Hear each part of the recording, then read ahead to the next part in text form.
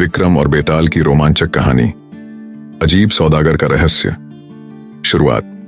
घने जंगल में एक रात राजा विक्रमादित्य अपनी तलवार और साहस के साथ बेताल को कंधे पर लेकर चल रहे थे। बेताल ने हंसते हुए कहा, राजन, चलो एक नई कहानी सुनाता हूं। अगर तुमने उत्तर दिया तो मैं फिर भाग जाऊंगा। विक्रम मुस्कुराए और चुपचाप सुनने लगे। कहानी का आरंभ। किसी गांव में एक अजीब सौदागर आया। वह गांव के गरीब लोगों को सुनहरी चीजें सस्ते दामों में देता और बदले में सिर्फ एक चीज मांगता, उनका विश्वास। गांव के लोग खुश होकर उसका सामान खरीदते गए। धीरे धीरे वह सौदागर गांव के हर व्यक्ति का प्रिय बन गया। लेकिन गांव में एक चतुर युवक अर्जुन को सौदागर पर शक हुआ। उसने देखा कि जो लोग उससे सौदा करते उनके जीवन में अजीब घटनाएं घटने लगती।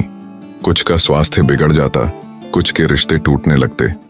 अर्जुन ने छानबीन करने का निश्चय किया। संदेह और खोज। अर्जुन ने एक रात उस सौदागर का पीछा किया।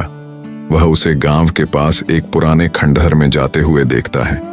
खंडहर के अंदर उसने देखा कि सौदागर कुछ मंत्र पढ़ते हुए गांव वालों की चीजें एक विशाल आग में डाल रहा है। आग से एक अद्भुत रोशनी निकलती और सौदागर पहले से ज्यादा शक्तिशाली दिखने लगता। अर्जुन ने महसूस किया कि वह सौदागर कोई साधारण व्यक्ति नहीं, बल्कि एक मायावी तांत्रिक है। वह गांव वालों के विश्वास को चुराकर अपनी शक्ति बढ़ा रहा था। सवाल और फैसला। अर्जुन ने गांव वालों को यह बात बताने की कोशिश की, लेकिन कोई उसकी बात मानने को तैयार नहीं था। तभी सौदागर ने अर्जुन को बुलाकर एक प्रस्ताव दिया। उसने कहा, अगर तुम मेरा राज किसी को नहीं बताओगे तो मैं तुम्हें अथाह धन और शक्ति दूंगा, लेकिन अगर तुमने यह राज खोला तो तुम्हारा अंत निश्चित है। अर्जुन ने क्या किया होगा?